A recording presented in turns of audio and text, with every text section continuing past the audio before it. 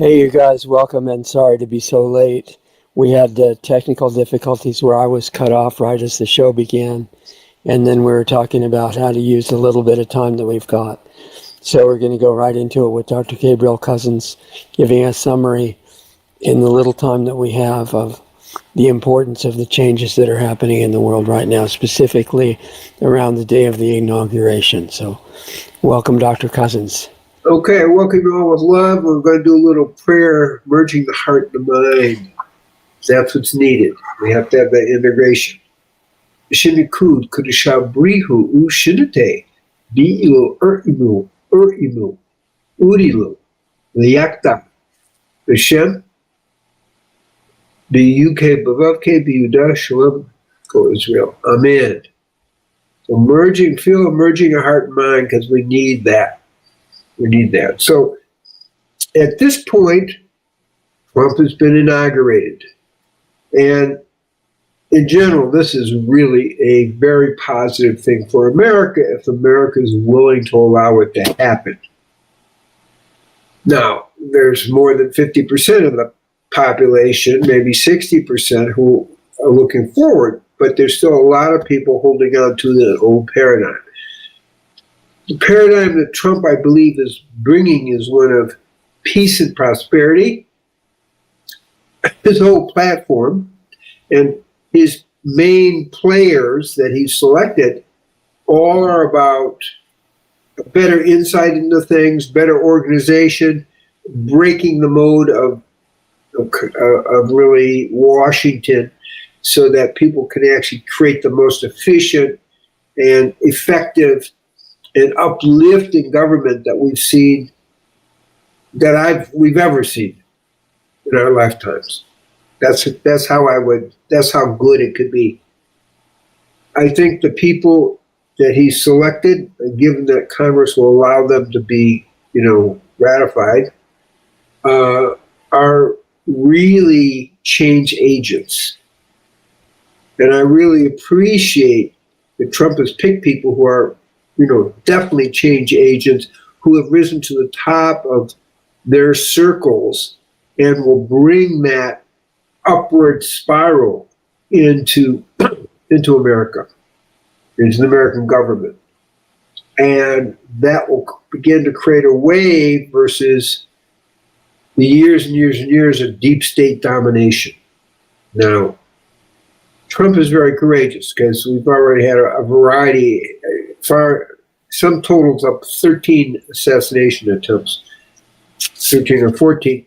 So he's willing to stand up against the New World Order. And his policies aren't just about America. It's going to, if we're able to implement them, it's going to change the world order. And it's already beginning to fragment the World Economic Forum and places like that, because people are beginning to see through the mirage that they've created as if they're helping people, or the Bill Gates as if they're helping people. So these people some are controversial,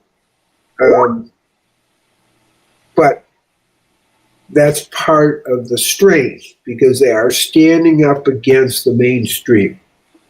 The real question is, will the American people support standing up against the mainstream? Now, obviously, Trump got elected, and that was like a big statement of standing up against the mainstream. And now, can we continue it? That's really the question. And the exciting thing is we as the public can choose to support this, which is really what's important here, right? Is we want to support this movement towards a new evolution of America, an evolution that brings it back to the revolution of an awakening, where people are standing up for the benefit of all America, but ultimately all humanity. So, time is short. I'm going to just hear what Richard has to say here. I agree with you, Gabriel, that this could be really influential on the situation in the whole world. And, basically what's going on is we have a power structure where most of the positions of power in the world are controlled by people who are working for the dark side. And they've tried to hypnotize the public to support that and to support our own destruction, basically global suicide. And I was able to watch the Trump inauguration before the computer went out today. And it was very inspiring. And he's willing to risk his life, obviously, for telling the truth. And I think that the problem before us, he's been We're implementing the truth, not just telling. Yeah, and following through. And he said a number of things in the inauguration speech today, the acceptance speech, which were demonstrating his willingness to say unpopular truth, whether other rulers agree with it or not. And he was saying everything from closing the border and expelling all the illegal criminals starting today to the fact that there's only two genders. And he said that in his acceptance speech. He said there's only male and female. So I'm going to interrupt for a second. It's like what Trump is doing is bringing back common sense into politics and to government. That's what we're talking about. That's the idea. And nobody, basically anti-war, anti-terrorism, anti-violent crime, anti-poverty, anti-losing the sovereignty of nations. He said nations need to have sovereignty and independence and freedom. And it was really inspiring, basically. And he's planning to sign at least 100 executive orders today, reading them all himself to make sure they're accurate, to start implementing these policies. So he said today begins a new golden age. And I think his intent is exactly in that direction. I think it's really good. I think that he's reversing the fascist trend. This whole January 6th thing was extremely fascist. Anybody complained, you're going to jail, even if you even weren't there. Right. I hope most of those people are released because it's really a travesty of democracy and of justice in any way. Well, and immediately before the inauguration, Biden pardoned a bunch of more criminals that hadn't been pardoned yet, including Anthony Fauci. Right. I mean, Biden is clearly working for the deep state. We can't be confused about that. It's very clear. Yeah, and he's working for them as just a mindless puppet who just signs whatever he's given. He hasn't known what he's been signing in detail. I'm not totally convinced that's the case, but, because obviously he's reading speeches and maybe he doesn't know what the speeches are saying, but whatever it is, it's definitely deep state activities. Right. Well, you heard the story from Speaker Johnson that he found out that Biden was convinced that he didn't do anything about stopping natural gas sales to Europe. Right. So, but the point is Trump's moving in and hopefully a lot of these serious injustices, and I would hope with the January 6th, are going to get reversed and energy production is going to increase and America will move out of its disintegration orbit back to reintegration and success. Right. And I think he's seriously looking at eliminating the IRS. Interesting. And the idea of tariffs is something that I've been in support of for decades. It's not just for America, but any country, because to depend for vital production on places outside your country is an invitation to disaster. Right. And that's a big change as we move away from China. That's a huge change. He announced today that he's starting the Department of External Revenue Service, Right. which is brilliant. So I think overall we're looking at extremely positive changes if he's able to make them happen. Now, what we are aware of is last time he's far more sophisticated this time, and all his leaders are on board, whereas they weren't last time. He just didn't realize Washington. That he's going to be able to overcome the influence of the deep state. And hopefully they'll pare down a lot of the deep state players as well, because there's just too many people in the bureaucracy.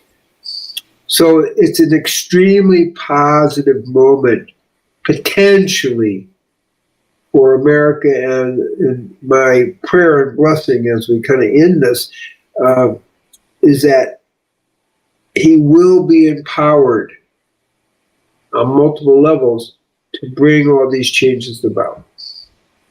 Right. Yeah, one of the things that was really standing out in the ceremony was prayers from religious leaders asking for the support of God to turn things around very openly. Yeah, and that's really good. And the divine play is really about blessings and cursings. And so America has a chance to really turn itself around and to be a blessing to the world. And I think that's what Trump is talking about. Yes, and Putin has already said that he believes that Trump will help stop World War III. Yes. And I don't know, but I believe that he and Putin will work out how to end this Ukraine disaster as well. Right, I totally agree. Most people don't know the history. I don't want to get off the point because we need to stop soon. But the history of Ukraine-Russia starts with the breaking of the Minsk agreement. Right. And that agreement was that NATO would stay away from Ukraine and actually not get anywhere near Russia. NATO broke that agreement and kept encroaching until they're actually at the border of Russia, which is exactly what they didn't want to have happen. That and the overthrow of the elected government in Ukraine by the U.S. Yes. So Russia's been, the propaganda is anti-Russian, but Russia really was pushed into this position. And it finally had to respond. That's right. And the government of Ukraine has been really violently carrying out aggression against the people in eastern Ukraine. Yeah. So I'm hoping that can be cleared up. It's which I believe it can, and things can return to some level of normality. We'll see, but that will be an important move with Trump playing a big role with that.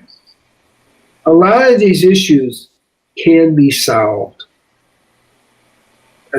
That's what we're going to see, is that he comes in with a willingness to solve these issues, which is great. And hopefully to correct his own mistakes.